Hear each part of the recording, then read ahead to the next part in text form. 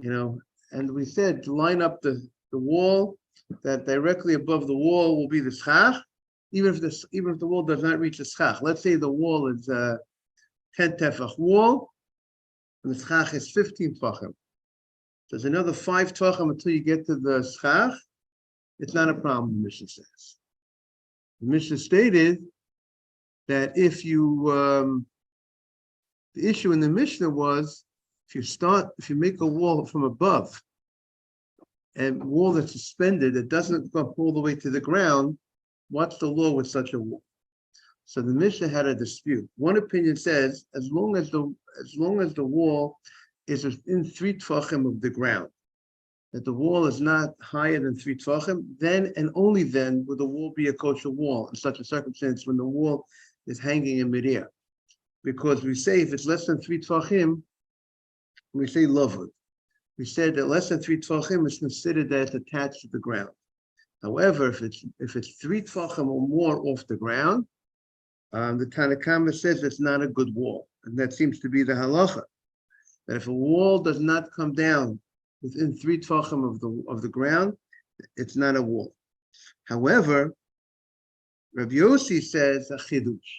He says that even if the wall is suspended in midair, as long as you have a 10 tefach wall, even if the wall does not reach within 3 tefachim of the ground, Yoshi says it's still a kosher wall.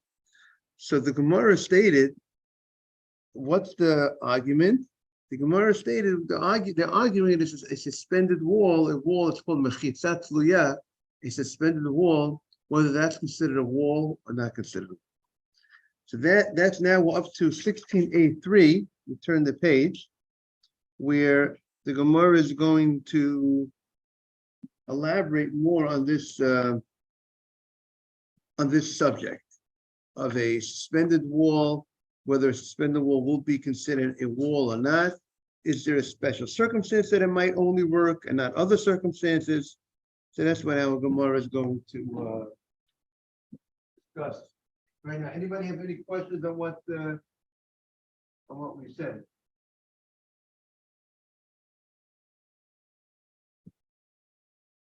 Everything clear? Okay, so that's the issue of the Gemara. Okay, Tanan. If you look on the art scrolls, Tanan Hasa, 1683. We learned over there. Over there means that we learned somewhere else. The Mishnah is somewhere else. So if you look, there's a little chet after the word Hatam. And the little chet takes you to the Mesoret Hashas. Mesoret Hashas is in the top right corner of your page. You see the top right corner of your page? Mesoret Hashas tells you where to find it. So he says chet. He says chet is sham there, which is connected to the Erevin. What we because he said right before in Erevin. So let's take a look at Tanan Hatam. What did we learn over there? Bar shebein shtei chatzerot. If a person has a pit between 2 courtyards, you see the pictures, the picture number 23 on the bottom in the article, right? You got it, Max? On page 16A3. See that first picture? You see in that middle, there's 2 courtyards over there. There's a courtyard. You see there are houses on both sides. And each house opens up into, let's say, the courtyard that's right next to the house. And in order to go from one courtyard to another courtyard, you have to have a eruv. You have to go ahead and make some sort of connection, joining. There's certain halachas when you collect food from this courtyard and this courtyard, and you join them together. That would allow you to carry from one courtyard to the other courtyard. But in this case, there's no way, there's no access, there's no door going from one courtyard to the other courtyard. There's no way to make an eruv. But in order to make an eruv to join them, they have to be able to go from one courtyard to the other in a reasonable fashion. And here, there's no entranceway, proper entranceway to go through. And then so what's the issue? Okay, so there's no entrance way to go through. So what's the problem? But the issue is there's sharing water. There's a pit that's underneath so they split the courtyard. That's that wall that you see on top of that hole in the middle of the picture. That's like the mechitza that's splitting the courtyards. This belongs to that courtyard, that belongs to the other courtyard. But the problem is the water that's underneath is shared by both courtyards. It's water that belongs to both courtyards. And then if I go ahead and if I fill water from there, I'm also taking from that courtyard's water. And they take from my courtyard. So therefore, how do we deal with the situation? Because I can't take from my courtyard, I can't take from his courtyard to my courtyard. So what do we do under such a circumstance? So we need to make some sort of mechitza. We need to make some sort of separation that will be considered like it's separate, and we consider it as if I'm taking from my water and he's taking from his water. And we don't say, now, even though there is this mechitza above, there is this separation, this wall above ground. There's an above ground wall that's separating the two, but we don't look at that. At least the first opinion, we'll see opinion in the Mishnah, does not accept that as a proper mechitza. Okay, so we say, so the Mishnah says back in the Gemara, Tan Hasa, bar she'stein bein shtei chatzerot. If you have a bar between two chatzerot, between two courtyards, ein malin mimena b'Shabbat. You can't go ahead and fill water from it on Shabbat because, like we said, because each person is going to be carrying from the other guy's water. Ela imkain asur lamachitza asara tvachim. Unless you made a mechitza that's 10 tvachim high, meaning you have to make a proper wall, bein mamayla, bein mamata. Whether you made the mechitza higher up, or whether you made the mechitza all the way down in the pit. So if you look at pictures number 27 on note 27, you see note 27, there's a wall that's above the water. It's right directly under the wall that separates the courtyard, but it's within the area of the pit. It's below the ground, so to speak, but it's not coming, it's in the hole, but it's not coming all the way down to the ground in by the water itself. That's called mamayla. And then there's the lamata going down is that picture, the lowest picture on the page in the right corner, where the wall is actually going all the way close adjacent to the water. You see that picture? So, and it says bein b'tuch ogno.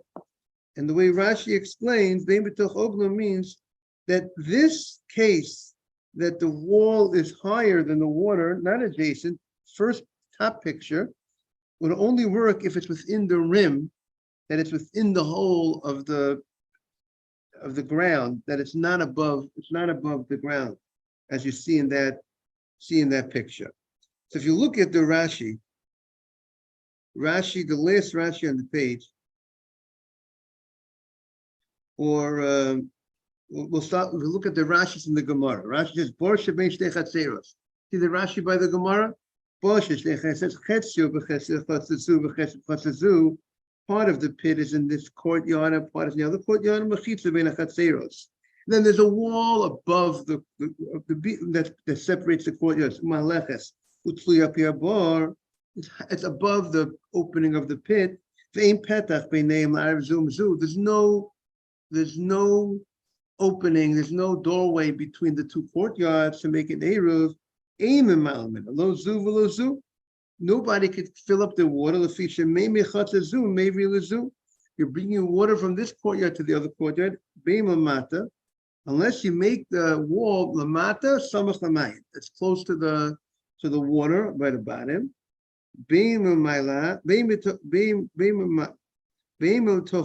Kloma. Beim Maila, it's explaining the case when the wall is above, means rochot min hamayim. it has, even if it's further away from the water, it's not all the way down like the bottom picture. Good morning. As long as within the rim of the pit, the mucha milta, it's clear that b'shvil ogein hamayim nasid. It's clear that it was made for the water, meaning the wall that's above the ground is only the wall, that original wall that's above the ground looks like it's separating the courtyard. It has nothing to do with dividing the waters. So therefore, if you make a wall that's going to be to show you dividing the waters, it has to be the wall to come lower that shows you that it's clearly for the water situation. Or fishina type ervin, shemechitza tliya mater b'mayim. And the Gemara says in Erevin that a suspended wall permits you to carry the water. The kalu shekil chachamim b'mayim. This is a leniency the rabbis made to enable you to drink water, because water is one of the basic needs of life. Comes a Shabbat, and the people might be walking, traveling, but very thirsty. The rabbi said this is a sufficient type of partition to allow you to go ahead and carry and draw the water. Of a machitza, says it's a chasero, but the wall that's separate, dividing the courtyard, is above the ground, which was not made for the water. It does not permit you to carry the aim machitza tluya b'mater mayim ela hanasit b'shvir lahatir milu hamayim. A suspended wall does not help by water, does not permit you to draw the water unless it's made specifically to permit you to draw the water. Good morning, Simon. So we have from Rashi the understanding over here that there's a special allowance that the rabbis made in order to enable a person to draw water on Shabbat from this pit that's between the two courtyards. They allowed this mechitza tuliyah, this suspended mechitza that's in the air. Okay. Comes Rabbi Shimon ben Gamliel Omer. The bottom line, Simon, we're on 16a 3. Rabbi Shimon ben Gamliel Omer, he says the following. He says there is a dispute between Beit Shammai and Beit Hillel in this matter. It's not so simple. Meaning, we just made a statement that you could just go ahead and have this mechitza, suspended wall hanging in midair, meaning it does not come, this wall, a picture, the first picture on the right side, I mean, there's a picture, top and bottom pictures, the ones that are one on top of the other, the top picture, that wall that's within the pit does not come within 3 tvachim of the water. And yet we say it works to allow you to draw the water. So comes the Beit Shammai Omrim. Rabbi Shimon Gamliel says the following: Beit Shammai Omrim. Now we are on Tes Zayin Amud Beis 16b1. 60b1. Okay, Beit Shammai Omrim. Milmaila, only milmaila. So even milmaila. Beit Shammai says the text that we have in front of us is that Beit Shammai is lenient. That Beit Shammai says even if the wall is above, that means it's within the pit, it's within the rim of the pit. It does not, and it doesn't even. It's not close to the water, which is the bigger chidush. Beit Shammai says it's allowed. It's allowed. It's good enough. Like we reported a moment ago. Right? We reported a moment ago. You can have this wall either close to the water that's in the pit or above the water, as long as you're within the rim of the pit. However, Beit Hillel Omrim Milmata. Beit Hillel says no. It has to be lower down. If it's not close enough to the water, it's not good enough. Which would seem to be, Beit Hillel would hold that we do not give this allowance of mechitza tliyah. Morning, Dr. Navid. we do not give this allowance of a hanging mechitzah, even for the purpose of helping you drink water. We are on Tes Zayin of a base, 16b. Now, Tosfot, on the top, in the top right corner, he reports that there is there's an opposite gersa, opposite text, meaning the text that we have Beit Hillel being strict and Beit Shammai being lenient. In general, that's not the case. In general, Beit Shammai is the more stricter opinion, Beit Hillel is more lenient opinion, and they have the opposite. And Tosfot says, look at Tosfot, Beit Shammai omrim maila, uBeit Hillel melmata, v'chol hasfarim gersin ibcha. In all the different texts, we have the opposite, the Peraketz and Meshatzer. In Eruvin, when they're quoting this argument to Beit Shammai Beit Hillel, they have Beit Hillel being the lenient.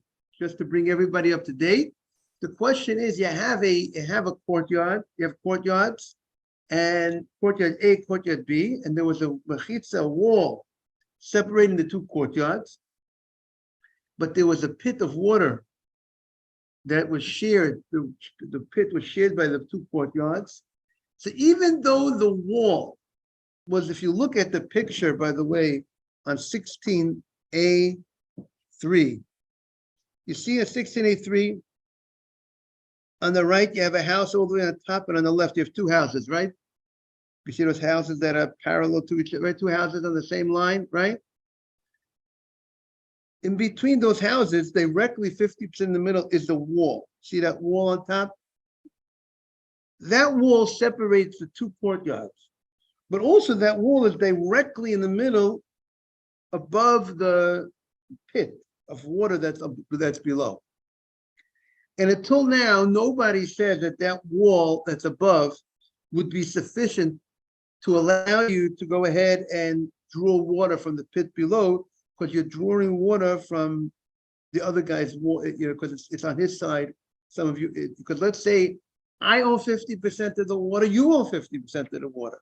So some of that water, let's say, is mine, is on your side. Some of your water is on my side, and I'm going to be carrying from my side, from your side to my side. So nobody until now says that wall on top will be good enough to also divide the pit. Correct?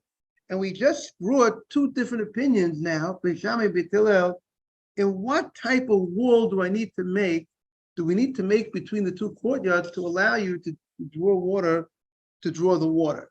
So one opinion, the more lenient opinion, said you just have to make that little wall, looks like a checkered wall. You see that wall that's right underneath that wall, right?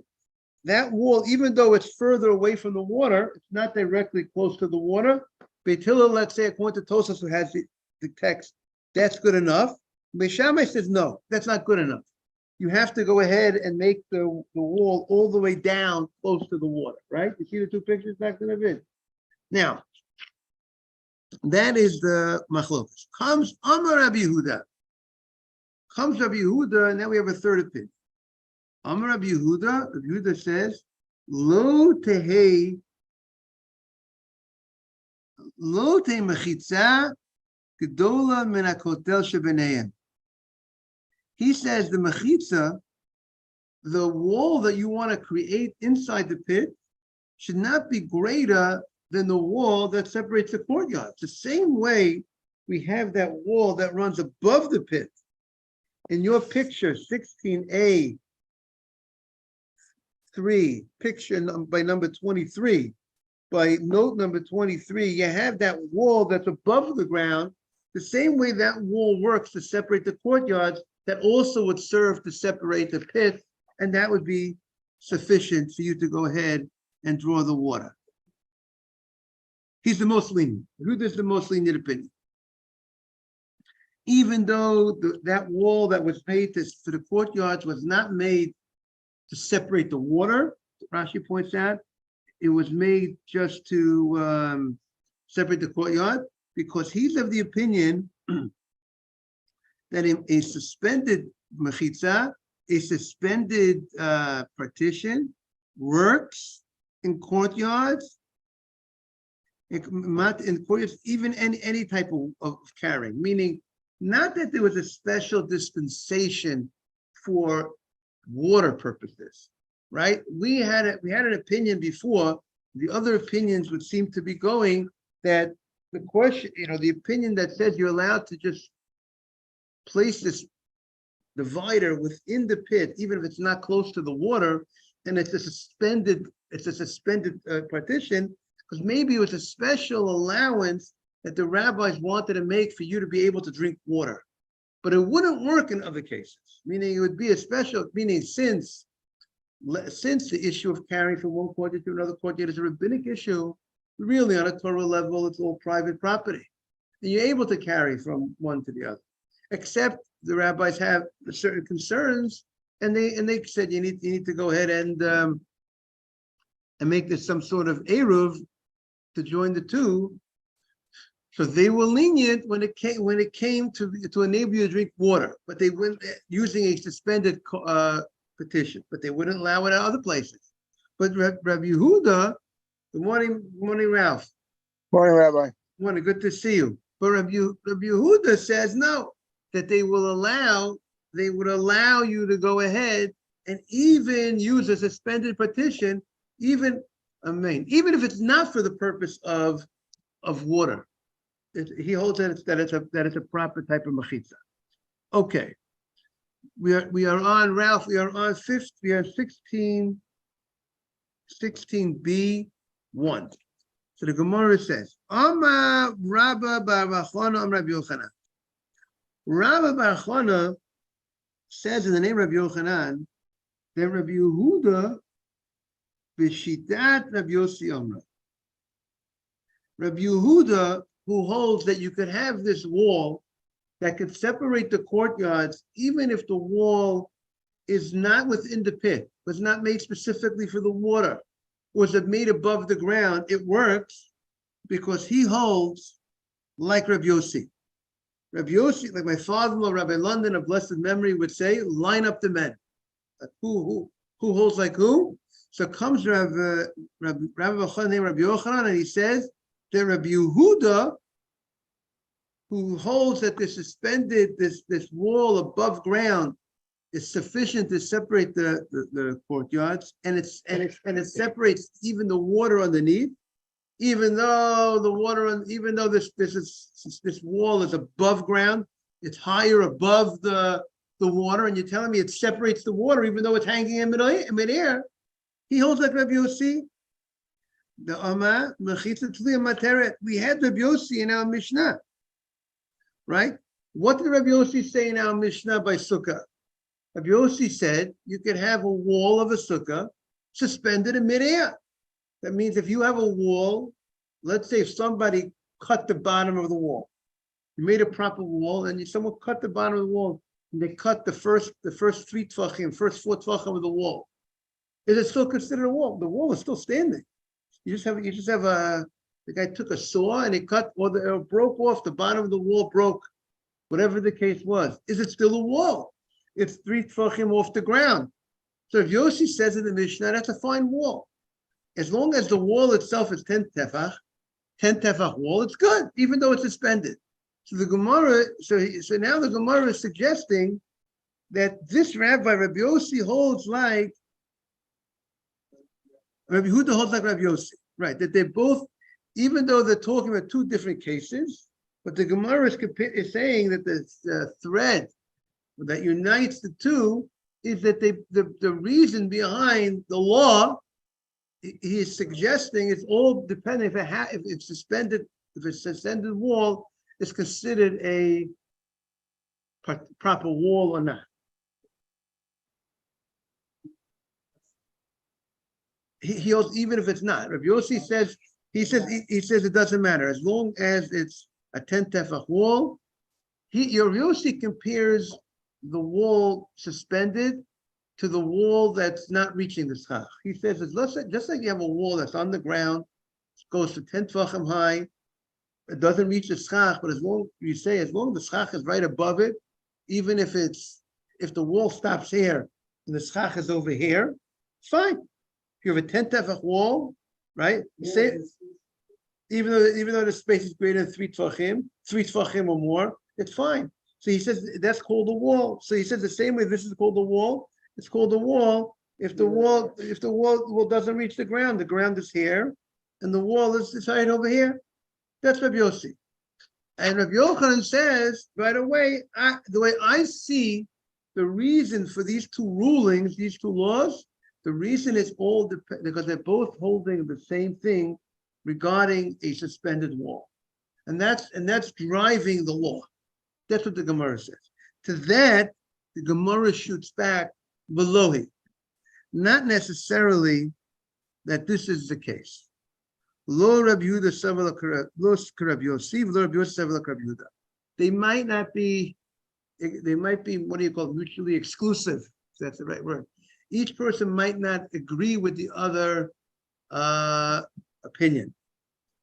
And now the Gemara says, what's the rationale to say that they hold differently? It seems that they're holding the concept of a suspended wall works.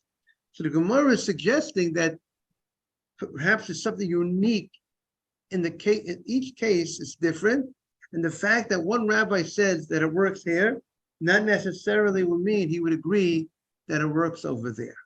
Why? So let's look what the Gemara says. Lo Rabbi Yehuda Savla Rabbi Yossi. Rabbi Yehuda doesn't agree with Rabbi Yossi. She'ad kan lo kamar Rabbi Yehuda hatam ela beiru v'chatzerot. Maybe Rabbi Yehuda says his law that a suspended wall works, like that wall that's above the ground that separates the two courtyards. He says it works for the water, because that's with the Rabbanan. Because the whole issue here of taking the water from this pit is a rabbinic issue. It's not a question of carrying in a public domain, which is a biblical issue, and you want to go ahead and make it a private domain. Right? You can't carry in a public domain on Shabbat. Can't go 4 amot in a 4 amot, around 7 feet in a public domain. It's not an issue of you can't go from a private domain to a public domain, any amount of space, as long as you go from one private to public, it's a violation of public to private. Here we're talking about 2 courtyards. These are private property.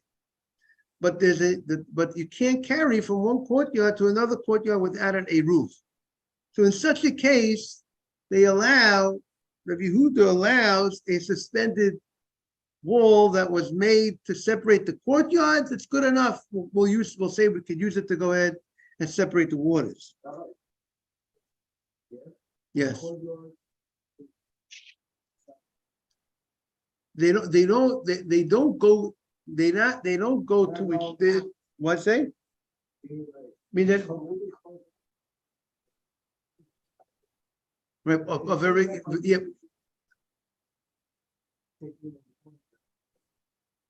Yeah, but the thing is, they did not make an Eruv. Rashi says this courtyard had no accessibility. There's no doorway going from this courtyard to the other courtyard. Because of that, they did not make an Eruv together. If this courtyard would have made an Eruv, meaning an Eruv, in order to make an Eruv with this courtyard and the other courtyard, you have to be able to have access, able to go from one courtyard to the other. That's be an entranceway. But since there's no entranceway to go from one courtyard to another courtyard, they couldn't make this Eruv collecting food from this courtyard, collecting food from this courtyard.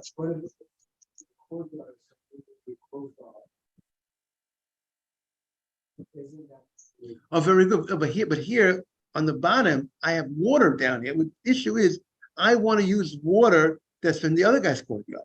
Because on the bottom, the water, my water is mixed with his water, and I want to put my pail down in this pit and bring up water. That's the issue. The issue here is I want to carry water from his side, so to speak, from his side to my side, and there's no Eruv here because there's no act. When you make an Eruv, in order to be united, you have to be able to have some sort of petach.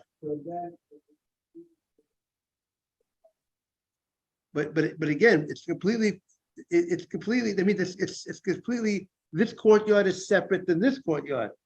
But the issue here is if we have 2 different courtyards, and if I want to carry from one courtyard to the other courtyard, and I did not unite with them, in my courtyard I'm good. Let's say I'm good in my courtyard.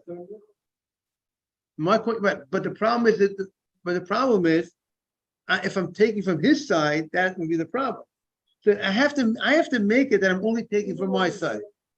Right. But the only way because if my pail goes down, and if we consider this water mixed water, so I'm saying mutual, so then I'm taking from his water as well. I think from his courtyard. We look at it seems that we look at the water with that's considered carrying from his courtyard to my courtyard. But if I place this if I make this mechitza that separates the waters, so we look at it and we consider it as if that splits the water in half. We consider the mechitza, if we don't, until we make this this separation for the waters, we look at the waters that as it's on both sides. We don't look at the water that this is my side and this is his side. Right? How do we look at the waters? Right? Rashi says,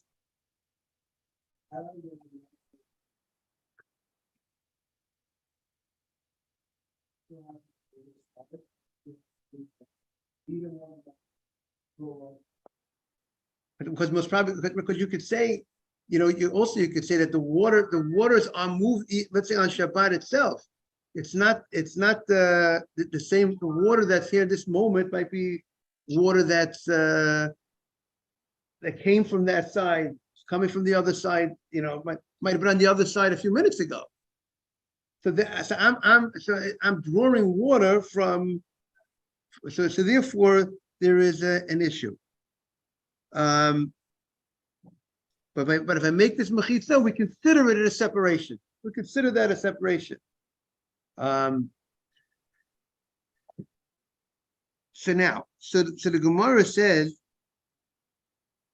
that they're not necessarily agree with each other. The Gemara says, "Lo Rabbi Yehuda." Now, ad kan lo kam Rabbi Yehuda.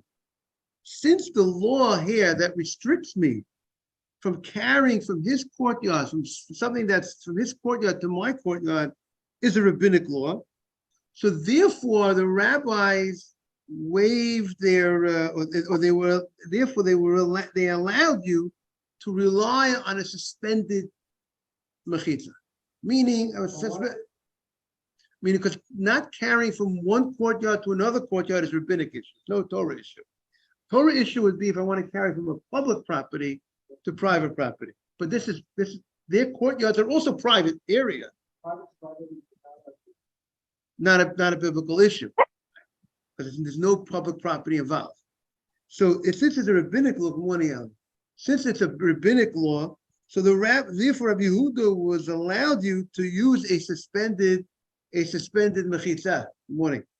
However, of al-hacha sukkah, we are on Tes Zayin of Beis. Of al-hacha sukkah daraita. The law of sukkah, the laws of having walls for a sukkah, is a biblical law. You have to have, let's say, 3 walls for a sukkah. You have to have schach.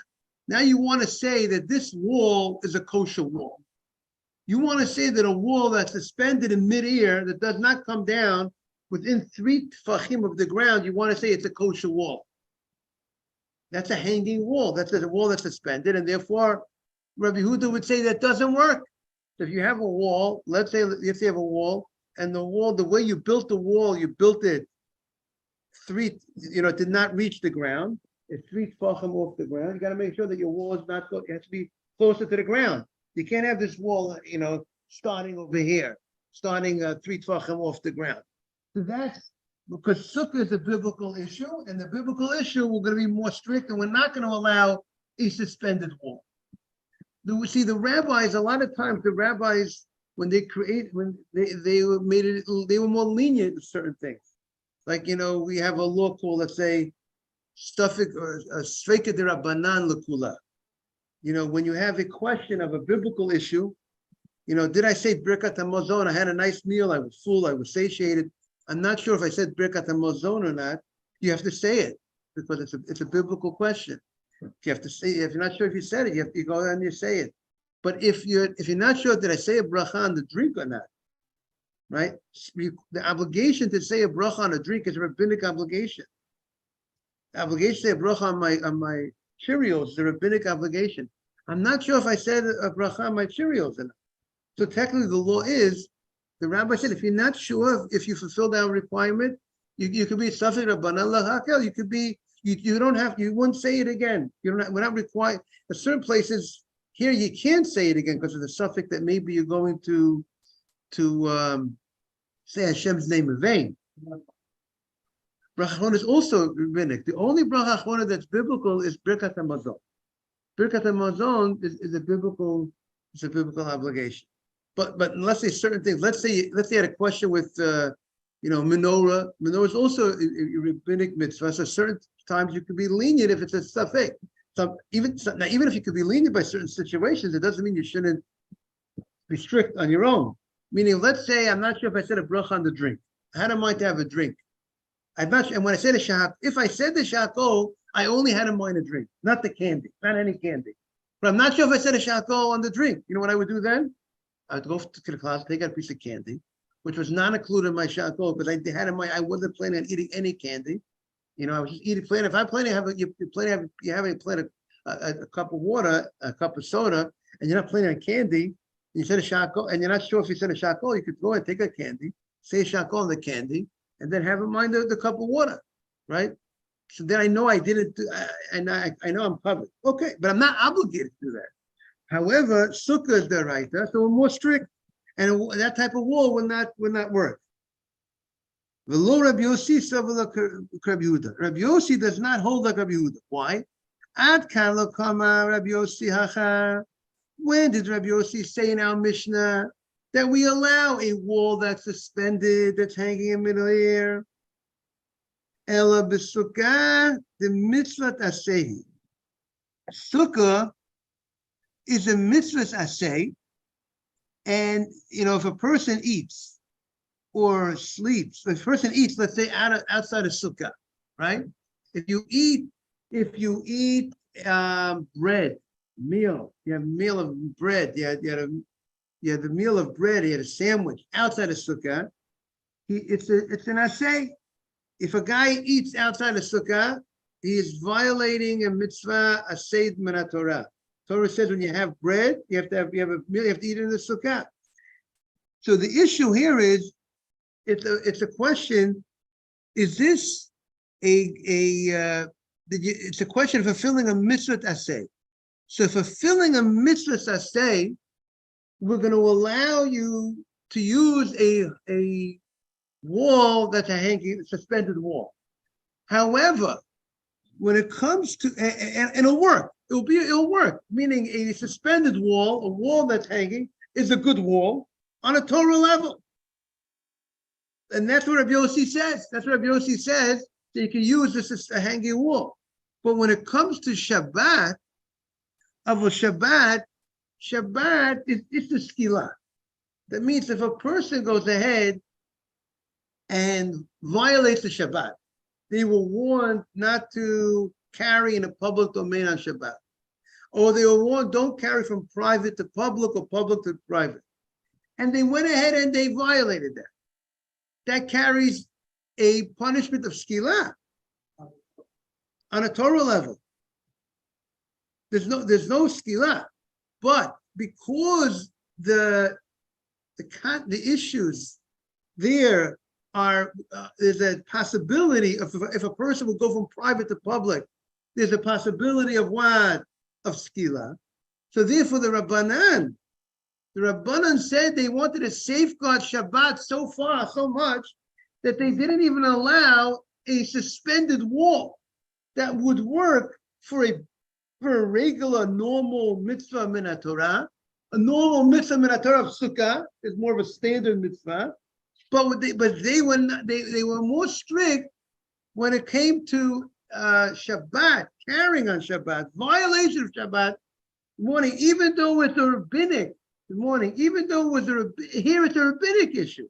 It's rabbinically they said it's not going to work.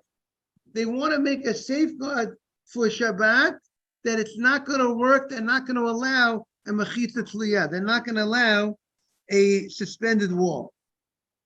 So even in a rabbinic law, Meaning this law, you can't carry from one courtyard to another courtyard without an Eruv, is a rabbinic law. But because this is a rabbinic law in a broader case of carrying, which carries with it carries with it skila, possible skila. So the rabbis were very strict when it came to Shabbat in this case, and therefore they said that a hanging wall will not help. I want to wish everyone a great day. We welcome you back, and we say have a great day to everybody with a beautiful davening.